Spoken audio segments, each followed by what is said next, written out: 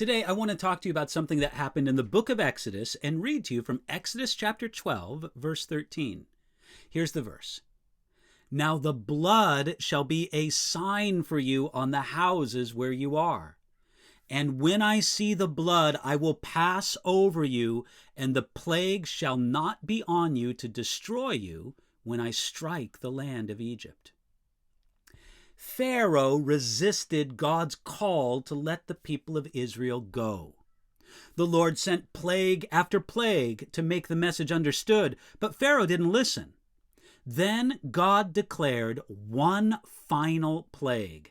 The angel of the Lord would go through the land of Egypt and kill the firstborn of every family that was not protected by the sacrificial blood of a lamb. For Israel to be spared the judgment on the firstborn, they had to apply the blood just as God told them to. The blood of the lamb was essential to what God required. If an Israelite home didn't do what God said to do with the blood of the lamb, they could sacrifice the lamb and eat it even, but they would still be visited by God's judgment.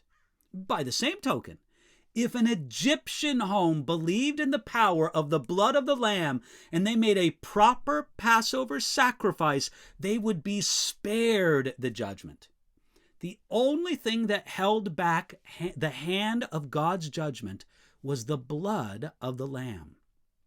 Now, when the ministry of Jesus first began, John the Baptist looked at Jesus and said this, "Behold, the Lamb of God who takes away the sins of the world."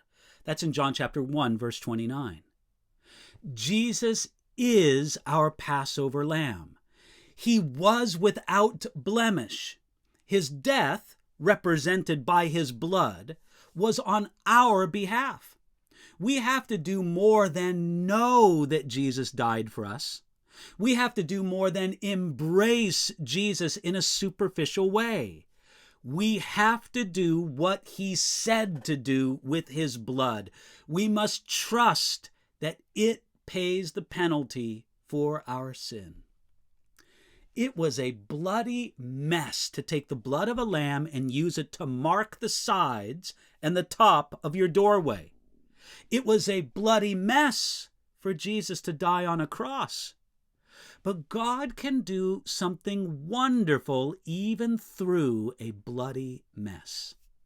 It isn't that God likes the gore, but he does insist that our sin be paid for.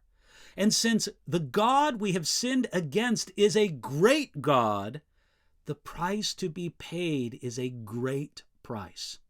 It's not that God likes to look at blood, but he does like to look at a price that has been paid and the restoration with man that comes through a paid price. At the end of it all, there are only two ways that people try to be right with God.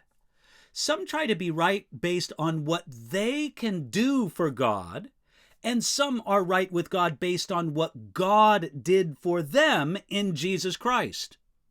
Today, are you trusting in what you can do for God, or are you trusting in what Jesus did for you, expressed by that blood?